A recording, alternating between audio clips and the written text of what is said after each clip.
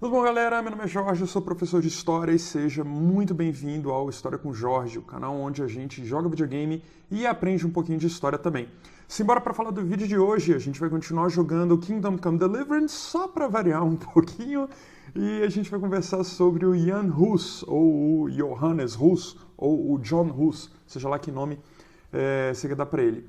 E ele é um reformador, um teólogo e um filósofo tcheco da virada do século XIV para o século XV, e ele se formou na Universidade de Praga, né? Ele faz a graduação em letras, né? Que era bacharel em artes na época, mas ele faz a graduação em letras em 1393 e em teologia no ano seguinte, faz o mestrado em 96, ordenado padre em 1400 e começa a pregação dele em 1402, que é o mesmo ano, inclusive, que ele vira reitor na Universidade de Praga, né? Ele vai ser reitor em 2 anos, 402 e 1403 também.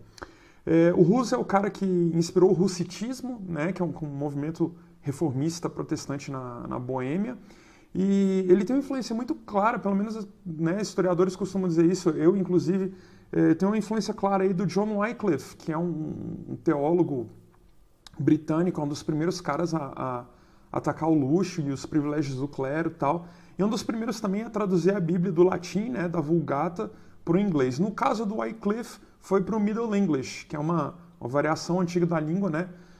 Ela vai desde a conquista normanda, em 1066, até mais ou menos o finalzinho do século XV.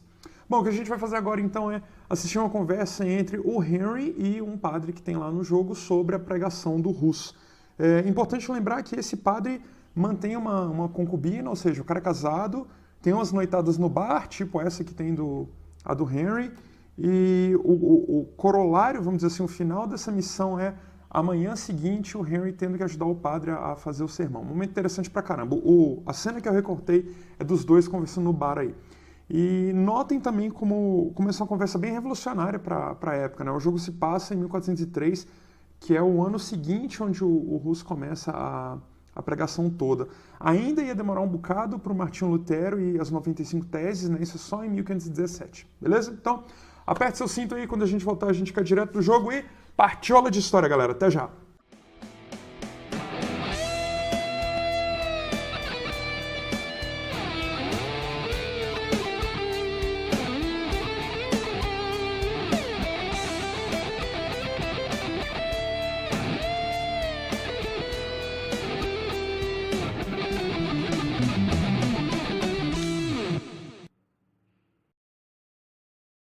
I notice there's a woman living with you at the presbytery.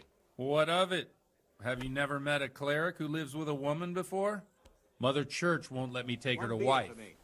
Too afraid it might lose its property to any heirs she bore me. But she cooks and cleans. And, well, as a man, I have my needs. I'm not sure the parish priest at St. James would agree with you. I heard he was a bit odd.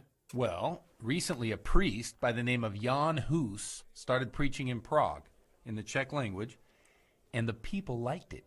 I hear he always has a full house. A journeyman who heard him told me what Hus is preaching, and I like the sound of it. I'm thinking about putting it in my own repertoire. What's so amazing about it? The preaching of Master Jan Hus about Mother Church. The lamentable wealth in which the Church is drowning has turned to poison. And nearly the whole of Christendom is contaminated. Just like a flock of hungry ravens, they settled on this land to devour every grain of gold and silver.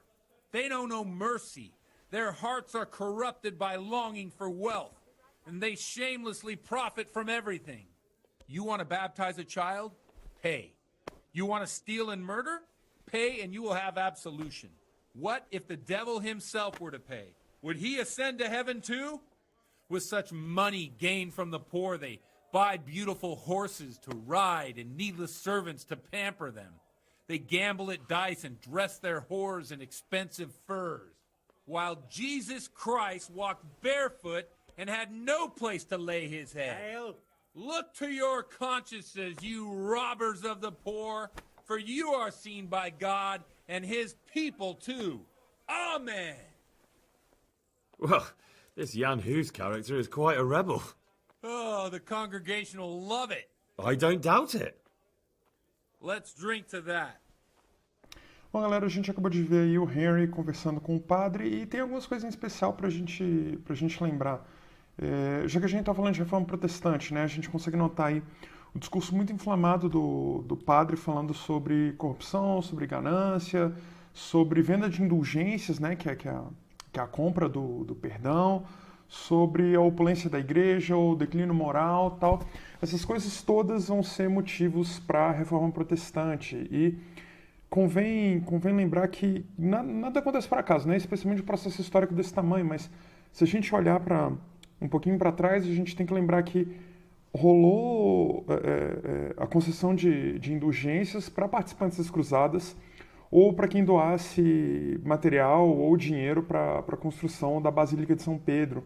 E, entre outras coisas, outros exemplos de corrupção aí, a gente vai ter padres com esposas no plural e filhos e filhas no plural e vendas de relíquias sagradas, e, enfim, uma série de problemas aí no clero católico. Né? Então, o Hus, o Wycliffe e depois, um pouco mais tarde, o Lutero, o Calvino e tantos outros vão denunciar isso aí. O Hus vai ser amplamente perseguido e ele vai ser executado, né, em 1415 e ele teria morrido cantando e rezando na fogueira enquanto o fogo estava subindo. E tem várias histórias em torno desses momentos finais do Hus. Tem dois que eu queria contar para vocês. Primeiro é o seguinte: os carrascos supostamente estavam tendo muita dificuldade de acender o fogo. E isso está num relato de alguém que observou lá. Eu vou linkar aqui embaixo para depois quem quiser ler a versão completa. E aí acontece o seguinte: uma senhorinha que estava ali assistindo joga um punhado lá de gravetos e galhos secos e tal. E o Hus teria dito para ela, tem a tradução em latim, né? Então seria Sancta Simplicita, ou Santa Simplicidade. Em tcheco, até hoje, eles usam uma forma, eu não sei falar tcheco, mas segura aí, eu vou botar escrito aqui embaixo, Svata Prostota, que seria alguma coisa do tipo, quando alguém comete um ato tolo pensando que está fazendo uma coisa que é muito certa, ou que está contribuindo ativamente para resolver um problema. Então, fica essa questão linguística aí. Vamos lembrar também que o Hus, como escritor, reformou uma série de coisas para o idioma tcheco, acrescentou alguns acentos em caracteres e tudo mais. A galera da linguística aprecia muito o trabalho dele nesse sentido. Bom, história 2 é que antes de morrer, o Hus teria dito: hoje vocês queimam um ganso, mas dentro de um século vocês vão encontrar um cisne que vocês não vão conseguir cozinhar, ou assar, ou ferver, ou enfim, variações aí de uma frase como essa. Em tcheco, Hus significa ganso. Então ele teria, nesses últimos momentos, feito uma fala profética se referindo ao Lutero. Mas o problema aparentemente o Hus nunca disse isso. Também vou linkar um artigo aí do Google Books, que eu encontrei. E, bom, o cara discute com detalhes como é que a construção dessa frase foi feita ao longo de mais ou menos 100 anos.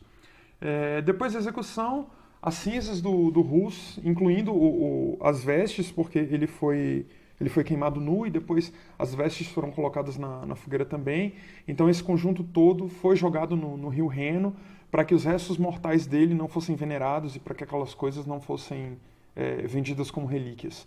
Né? A população ficou descontente. Você vai fazer o quê, cara? Martirizaram um cara importante, reitor de universidade, um religioso muito querido da população local. Então, a população ficou extremamente descontente, acabou se afastando do catolicismo oficial a partir da execução do Hus.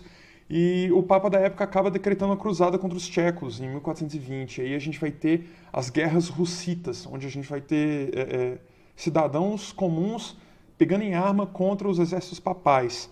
A vitória foi tcheca, né, foi dos comandantes tchecos, e a situação se acalmou por volta de 1436, mais ou menos. Os caras assinam um tratado e tal, a coisa esfria. Seja como for, o dia 6 de julho é um feriado nacional na República Tcheca e muito lembrado, muito querido pela essa história do Hus e do protestantismo de forma geral. Beleza? Então eu vou ficando por aqui, galera. Se você gostou do vídeo, deixa o like aqui embaixo, clica no sininho para você ficar por dentro das atualizações do canal, dos vídeos novos e tal. Você pode clicar desse lado de cá para você se inscrever no canal e desse lado, opa, o fio aqui, e desse lado aqui você vê outros vídeos do História com Jorge, beleza? Segura aí, galera, um abração para todo mundo, racha de estudar e até mais. Falou!